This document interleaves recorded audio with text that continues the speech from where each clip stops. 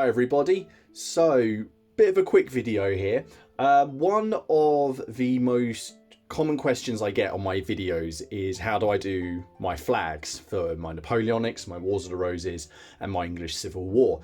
So as I'm at that point now with the project I'm working on, I've finished the whole of the Pike Regiment for Hopton. I've just got to the point where I've finished painting the ensigns and I need to put their flags on. I thought I'd get the camera out, turn it on and actually show you how I do it. This is the same process I use for my Napoleonics and for my Wars of the Roses, and there isn't really a great deal to it, but everyone seems to want to know how I do it, so I figured I'll show you. Right, so for this example I'm going to be using these GMB Designs flags. So these are for Lord Hopton's Regiment of Foot, and we're going to get these onto the ensigns. I use GMB for my Napoleonic flags and for my English Civil War. I use Freezywater flags. Hang on, I've got one here. There we go. For my Wars of the Roses flags. Now, they're all of high quality, but my favourite is GMB Designs. There are other companies as well. There's Flags of War, there's Little Big Men Studios. They do flags, but I've never had a problem with GMB Designs. So for the purposes of this video, I'm just going to use them. So the main thing that you've got to make sure is that your model is ready to go. So this is the ensign.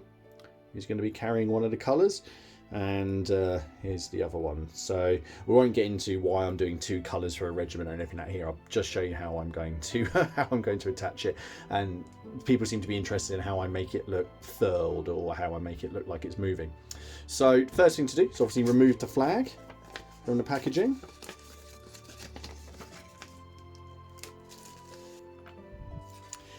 Okay, so the first thing to do is you want to remove the flag from the backing, and you'll notice on here there are these helpful guides, so if you use a ruler. So I use a scalpel blade for doing this.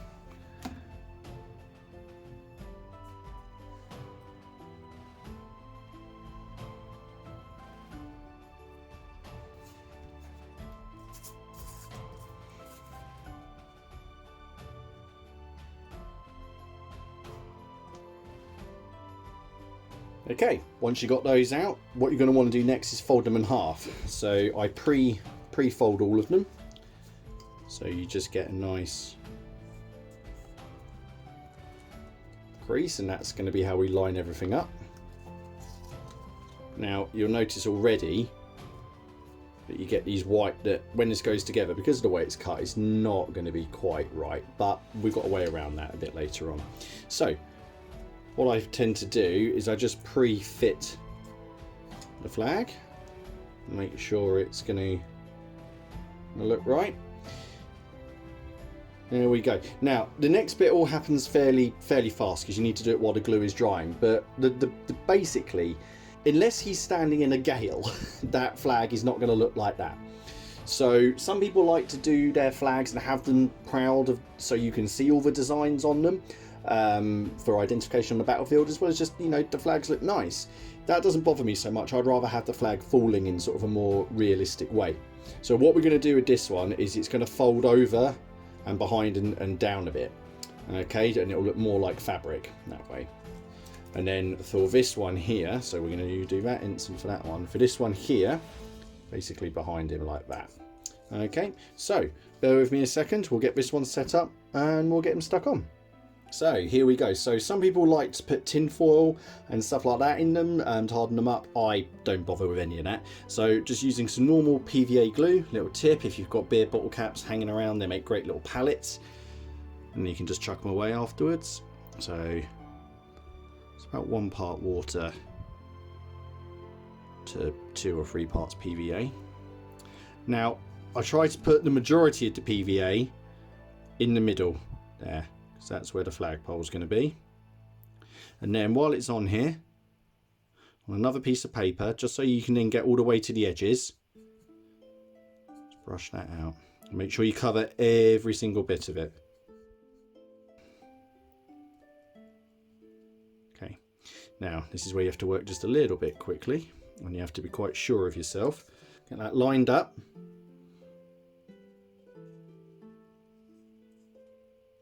Like so.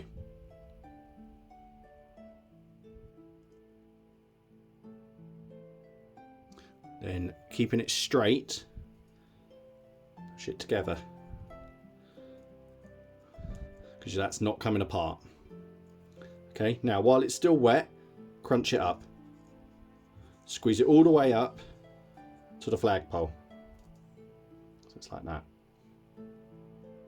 I know people are thinking, God, what are you doing? And you'll see as you unfurl it, it becomes easier to move. See, it's already soaked with the PVA in the water. So I'm going to do that now. Now you've got a little bit of time to move it around as you see fit to try and get it in a position that you like. So here we could have it again billowing out like that, but I don't want that. I want it a little bit more hung.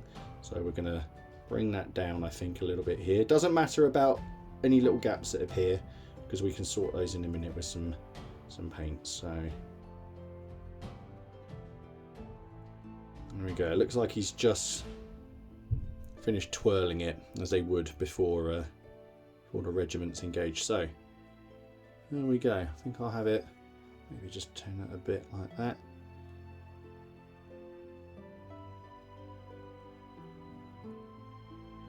There we go. Now these, like this white here, we're going to deal with, so don't worry too much about that. So you just put that on one side to dry, and when it's dry we're going to come back in and we're going to just do a couple of little corrections.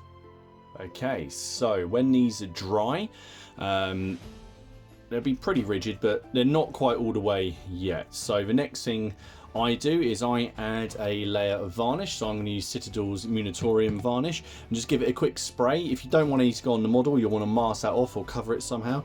Just quick spray on both sides, let that dry, and then we're just going to finish off and fill in these gaps here.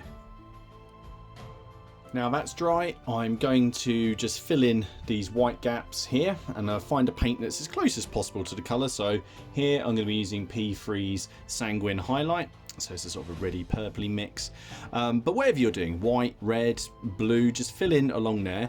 It doesn't matter if it's not quite the same shade, because at the end I'm going to be doing just a quick weathering dry brush, and that should bring everything together. So let's use this one here.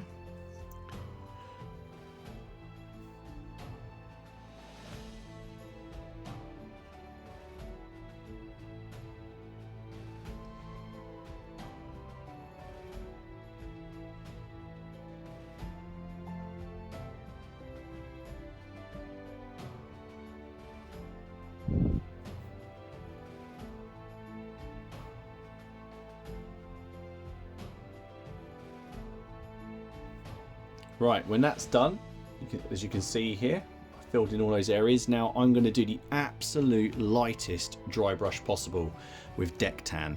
Now I love this colour, so all I'm going to do is just try and catch the edges of the flags. Now these flags, they were kept in sort of rolls in flag covers and flag bags, but they've been to battlefields. They've been all over the country, other countries. They've invaded other countries, so I like a little bit of wear on mine. Now there are lots of ways to do flags. If you do a search on YouTube or in Google, you'll find loads, and this is just the way I do them. So if this has helped, then brilliant. There we go. There's that one, and just while that's drying, let's do the other one. Edges, any of these furls that are sort of sticking out. There we go. Very light. It's just a very light dusting.